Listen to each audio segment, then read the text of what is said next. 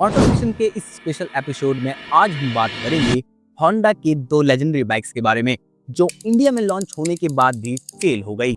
Honda CBR 150R और CBR 250R। ये दोनों बाइक्स टेक्निकली बहुत सॉलिड थी, लेकिन होंडा की कुछ गलतियों की वजह से ये मार्केट से गायब हो गई। चलिए डिटेल में समझते हैं कि एग्जैक्टली हुआ क्या था। 2000s के एंड तक इंडिया में स्पोर्ट बाइक सेगमेंट में लिमिटेड ऑप्शन थे। यामाहा R15 ने 2008 में एंट्री ली थी और इंस्टेंटली हिट हो गई थी। होंडा ने सोचा ये परफेक्ट टाइम है अपनी CBR सीरीज को इंडिया में लॉन्च करने का। CBR 250R को होंडा ने अप्रैल 2011 में इंडिया में लॉन्च किया था दो वेरिएंट्स में। नॉन ABS वेरिएंट जो 1,43,000 रुपए का एक्स शोरूम प्राइस पर और ABS वेरिएंट 1.63 लाख पर। ये इंडिया में पहली affordable quarter litre sport bike थी जो सुपर बाइक जैसे दिखने वाले डिजाइन के साथ रीजनेबल प्राइस पर अवेलेबल थी। उसके बाद मार्च 2012 में होंडा ने CBR 150R लॉन्च की 1.07 लाख के अराउंड प्राइस पर। ये डायरेक्टली यामाहा RM5 को टारगेट कर रही थी, बट होंडा की स्ट्रेटेजी यहाँ से गलत होने लगी। CBR 250R की जो स्ट्रेंथ थी वो थी 249 सीसी का लिक्विड कूल्ड इंजन जो 26.15 bhp की पावर रिलीज करता था और 22.9 न्यूटन मीटर का torque. Fuel injection system with premium features, VFR 1200 style headlamp और CBR 1000RR से इंस्पायर्ड लुक। और क्या चाहिए। कंफर्टेबल अर्गोनॉमिक्स जो टूरिंग और सिटी राइडिंग दोनों के लिए सूटेबल थी। Single channel ABS option available था। दूसरी तरफ होंडा CBR 150R की स्पेक्स थी 149.16 सीसी का लिक्विड कूल इंजन जो कि 17.1 PS की पावर और 14.4 न्यूटन मीटर का टॉर्क रिलीज करती थी। इसमें 6 स्पीड गियर बॉक्स मिलता था, प्रीमियम फेयरिंग डिजाइन मिलता था और लिक्विड कूलिंग टेक्नोलॉजी भी थी इसमें भी। इनिशियली दोनों बाइक्स में पोटेंशियल था, लेकिन होंडा ने एग्जीक्यूशन में मल्टीपल मिस्टेक्स की। आज हम उनकी ही बात करते हैं। सबसे पहले बात कर लेते हैं CBR 150R के मेजर फेलियर रीजंस की। परफॉर्मेंस इशू और R15 कंपैरिजन। CBR 150R की सबसे बड़ी प्रॉब्लम थी उसकी मीडियोकर परफॉर्मेंस। जब यामाहा R15 17 PS की पावर जनरेट कर रही थी, CBR 150R सिर्फ 16.09 PS देती थी। टॉप फिगर्स में भी RM5 बेटर थी। CBR 150R में आपको टॉर्क मिलती 13.7 Nm की और वहीं R15 में आपको 15 Nm की टॉर्क मिलती थी। तो ये बात तो हो गई टेक्निकल पेपर्स वाली फिगर्स की, लेकिन अगर रियल लाइफ में ड्राइव भी करो तो लो एंड और मिड रेंज जो परफॉर्मेंस थी CBR 150R में इतनी एक्साइटिंग फील नहीं देती थी। थ्रोटल रिस्पॉन्स थोड़ा लैगी था जो RM5 के कंपैरिजन में बोरिंग राइड एक्सपीरियंस देता था। दूसरा रीजन था pricing strategy failure. CBR 150R को 1.07 लाख पर लॉन्च किया गया था, जबकि RM5 95,000 से 1 लाख के में अवेलेबल थी और इंडिया जैसी प्राइस सेंसिटिव मार्केट में ये 9-10 हजार का डिफरेंस भी काफी था। कस्टमर चाहते थे पैसों की बेस्ट वैल्यू और RM5 ऑलरेडी स्टैब्लिश और प्रूवन प्रोडक्ट थी। मार्केटिंग और ब्रांड पोजिशनिंग इशू। होंडा ने CBR 150R के लिए प्रॉपर मार्केटिंग नहीं की, जबकि यामाहा ने RM5 को एग्रेसिवली प्रमोट किया। कॉलेज गोइंग यूथ में होंडा CBR सिर्फ डिस्प्ले के लिए रह गई डीलरशिप में। Late entry strategy. CBR 150R March 2012 में लॉन्च हुई, जबकि RM5 2008 से मार्केट में स्टैब्लिश थी। 4 साल का गैप काफी था मार्केट शेयर को कैप्चर करने के लिए। RM5 already 8,000 plus units per month sale कर रही थी, जबकि CBR 150 जो थी वो सिर्फ 935 यूनिट्स पर मंथ सेल हो रही थी। अब बात करते हैं major failure reason for CBR 250R के। CBR 250R अपने आप में ही एक यूनिक बाइक थी और उस वक्त तक इंडिया में इसका कोई कंपटीशन भी नहीं था, फिर भी ये फेलियर क्यों हुई। Reason number 1, stagnant product development. CBR 250R की सबसे बड़ी गलती थी कि होंडा ने इसे 2011 के बाद कभी प्रॉपर्ली अपडेट नहीं किया। सिर्फ 2018 में LED हेडलाइट्स और डुअल चैनल ABS के साथ माइनर अपडेट दिया गया था, जबकि ग्लोबल मार्केट में 2017 में CBR 250RR twin cylinder engine के साथ लॉन्च हो चुकी थी। होंडा इंडिया ने इसे लॉन्च करने से मना कर दिया। Competition from KTM। 2013 से 2015 में KTM ने इंडिया में अपनी ड्यूक और RC सीरीज इंट्रोड्यूस की जो गेम चेंजिंग थी। KTM Duke 200 sharp handling model features और एग्रेसिव प्राइसिंग के साथ आई। KTM RC 200 track focus performance और बजाज NS 95,000 में KTM ड्यूक 200 वाला इंजन मिलता था।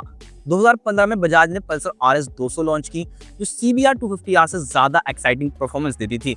CBR की USP थी टूरिंग और रिफाइनमेंट। अब मार्केट में ये फीचर्स इसके डाइल्यूट होने लगे थे। Sales number crisis. हाँ जी, सेल्स से ही पता चलता है कि CBR 250R को कितना ज्यादा मार्केट में फेस करने पड़ा था कंपटीशन। CBR 250R सिर्फ 79 यूनिट्स पर मंथ सेल हो रहे थे। Comparison, Kawasaki Z900 super bike जो कि सोल्ड होती थी 1200 unit per month. Yamaha R15 के 8000 plus unit per month same period में। ये क्लियरली इंडिकेट करता था कि प्रोडक्ट ऑब्सोल्यूट हो चुकी थी, यानी मार्केट से बिल्कुल पत्ता गायब ही था। मार्केटिंग और कम्युनिकेशन फेलियर। जबकि केटीएम और बजाज बोल्ड और एग्रेसिव कैंपेन रन कर रहे थे, होंडा सीबीआर के लिए कोई प्रॉपर प्रमोशन नहीं था। कॉलेज गोइंग यूथ तक होंडा का मैसेज रीच नहीं हो पा रहा था, जबकि होंडा इन दोनों ही कंपटीशन से ज्यादा रिलायबल इंजन के साथ आती थी। सर्विस और मेंटेनेंस इशू। होंडा बाइक की सर्विस कॉस्ट हायर थी compare to competitors, spare part expensive थे और सबसे मेन था अवेलेबिलिटी भी काफी कम थी। प्रीमियम प्राइसिंग के साथ प्रीमियम सर्विस नहीं मिल रही थी कस्टमर्स को। प्रोडक्ट रिकॉल और क्वालिटी इश्यूज। होंडा को मल्टीपल रिकॉल्स करने पड़े, जैसे 2012 में 11,500 CBR 250R यूनिट्स रिकॉल हुए due to front brake issue, और फिर 2015 में 14,000 CBR 150R और 250R यूनिट्स रिकॉल हुए due to faulty starter relay switch. ये रिलायबिलिटी परसेप्शन को डैमेज कर रहा था, जो कि होंडा के साथ ऐसा कभी होना नहीं चाहिए था। BS4 और BS6 ट्रांजिशन और फाइनल ब्लो। 2017 में BS फॉर्म नॉर्म्स आने के बाद होंडा ने CBR 150R को क्वाइटली डिसकंटिन्यू कर दिया। 2020 में BS6 नॉर्म्स के टाइम होंडा ने CBR 250R को भी डिसकंटिन्यू कर दिया instead of updating it. Honda ने डिसीजन लिया कि investment required for BS6 compliance justify नहीं करती पुअर सेल्स के नंबर के साथ, जो कि जस्टिफाई भी था। होंडा की strategic mistakes. Volume versus premium confusion. Honda India focus ज्यादा था स्कूटर और कम्यूटर सेगमेंट पर, जहां वॉल्यूम और प्रॉफिट मार्जिन हाई था। प्रीमियम स्पोर्ट बाइकर्स को सीरियसली नहीं लिया गया, इसलिए उन्होंने अपनी प्रीमियम 150 और 250R CBR बाइक्स पर बस ज्यादा ध्यान नहीं दिया, और वैसा भी वो आज के टाइम में भी कर ही रहे हैं। Global versus local strategy gap. Honda globally CBR series develop कर रहे थे, लेकिन इंडिया डिवीजन ने डेवलपमेंट कॉस्ट शेयर करने से हेसिटेशन दिखाई। रीजनल फाइनेंसिंग पॉलिसी की वजह से एडवांस मॉडल इंडिया नहीं आए। Third, price sensitivity miscalculation. Honda ने अंडरएस्टिमेट किया इंडिया की प्राइस सेंसिटिविटी को। प्रीमियम प्राइसिंग स्ट्रेटेजी वर्क नहीं की जब बेटर परफॉर्मेंस चीपर प्राइस में अवेलेबल थी। डीलर नेटवर्क और सर्विस इशू। होंडा के प्रीमियम बाइक सर्विस के लिए बिग विंग नेटवर्क डेवलप नहीं हुआ था जब उस टाइम पर properly. Many dealers could not service premium bikes adequately, और उस समय होंडा अपनी प्रीमियम बाइक्स को इतनी अच्छी सर्विस नहीं दे पा रहा था, जैसा कि आज सेम आप टीवीएस के साथ होता देख सकते हो। तो टीवीएस को मैं एक सलाह देना चाहूंगा कि वो इस पर ध्यान दें। तो बात करते हैं दूसरी तरफ कंपटीशन ने काफी अच्छा काम करा, जैसे केटीएम ने एग्जैक्टली अपोजिट स्ट्रेटेजी फॉलो की। केटीएम की विनिंग स्ट्रेटेजी थी कि अफोर्डेबल परफॉर्मेंस फॉर्मूला, यानी 44 PS पावर ड्यूक 390 में, वो भी अंडर 2 लाख। एग्रेसिव मार्केटिंग यानी targeting young riders, continuous update और new launches, bold design language जो रोड पर स्टैंड आउट करे, वैल्यू फॉर मनी पोजीशनिंग रखी गई अपनी बाइक्स की। केटीएम बाइक्स रोड पर ब्राइट ऑरेंज दिखाई देने लगी, clearly indicating their success in India. मुझे लगता है कि आप में से बहुत से लोग आज भी CBR 250R को मिस करते होंगे, लेकिन अगर वो ये सब चीजें करते तो आज हमारे पास CBR 250R होती प्रेजेंट में भी। रेगुलर अपडेट्स देना हर 2 से 3 साल में, CBR 250RR को लॉन्च करना था कॉम्पिटिटिव प्राइसिंग के साथ, एग्रेसिव मार्केटिंग करनी थी जिसमें टारगेट करे यूथ सेगमेंट को, सर्विस नेटवर्क इंप्रूवमेंट करना चाहिए था और कॉस्ट को रिडक्स करना चाहिए था। लोकल मैन्युफैक्चरिंग करनी चाहिए थी पार्ट्स की, जिससे कॉस्ट की ऑप्टिमाइजेशन हो, पार्ट्स की अवेलेबिलिटी हो। और अगर बात करें CBR 150R की, तो वो भी डिसकंटिन्यू हुई, लेकिन उसमें अगर कॉम्पिटिटिव प्राइसिंग देती डे 1 से ही, जैसे कि R15 से ज्यादा वो महंगी थी उस टाइम, और बेटर परफॉर्मेंस देती या फिर लगभग सेम ही परफॉर्मेंस देती है, परफॉर्मेंस मैच करा देती है R15 से, तो फिर भी बढ़िया था। Earlier market entry before R15 got established, और अगर R15 से पहले ही मार्केटिंग में तो आते तो और ज्यादा बढ़िया हो जाता।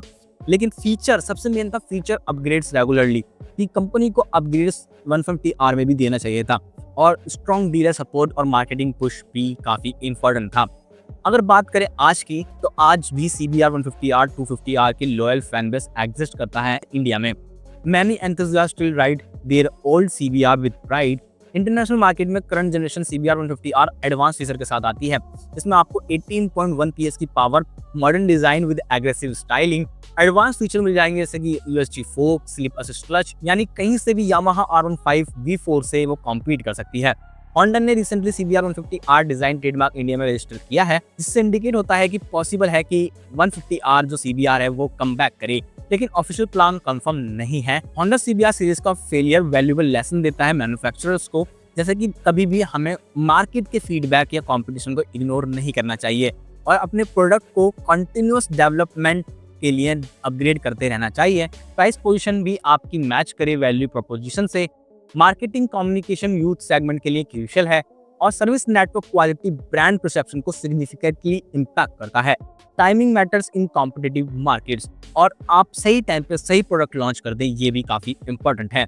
Honda CBR 150R और 250R का फेलियर इंडिया में एक क्लासिक केस स्टडी है कि कैसे टेक्निकली सॉलिड प्रोडक्ट मार्केट में फेल हो सकती है ड्यू टू रॉन्ग स्ट्रेटेजीज। ये बाइक इमोशन थी, मशीन नहीं थी। आज भी मैनी राइडर्स का ड्रीम है CBR 250R। Honda ने प्रीमियम मोटरसाइकिल सेगमेंट में CB300R और रिसेंट प्रीमियम लॉन्चेस के साथ कमबैक किया है, लेकिन अभी भी CBR लेगेसी का जो गैप है वो अभी तक एग्जिस्ट है। यानी अभी तक Honda वहां तक उस प्रीमियम लेवल तक नहीं पहुंच पाया है, ओल्ड वाले तक। इंडियन मार्केट मैच्योर हो चुकी है और टूरिंग कल्चर डेवलप हो गया है। अगर Honda सही प्राइसिंग और फीचर के साथ CBR सीरीज वापस लाए तो डेफिनेटली सक्सेस पॉसिबल है। But legend never die, they just wait for a comeback. Honda CBR series की स्टोरी यहाँ खत्म नहीं हुई है, ये सिर्फ एक पॉज है एक बिगर कमबैक के लिए। अगर ये वीडियो हेल्पफुल लगा हो तो लाइक, शेयर और सब्सक्राइब करना मत भूलिए। ऑटो फिक्शन को सपोर्ट करते रहिए और ऐसे ही डिटेल एनालिसिस वीडियो के लिए बेल आइकन प्रेस कर दीजिए। कमेंट में बताइए कि आप क्या चाहते हैं, Honda CBR सीरीज वापस आए या नहीं। Ride safe, ride smart.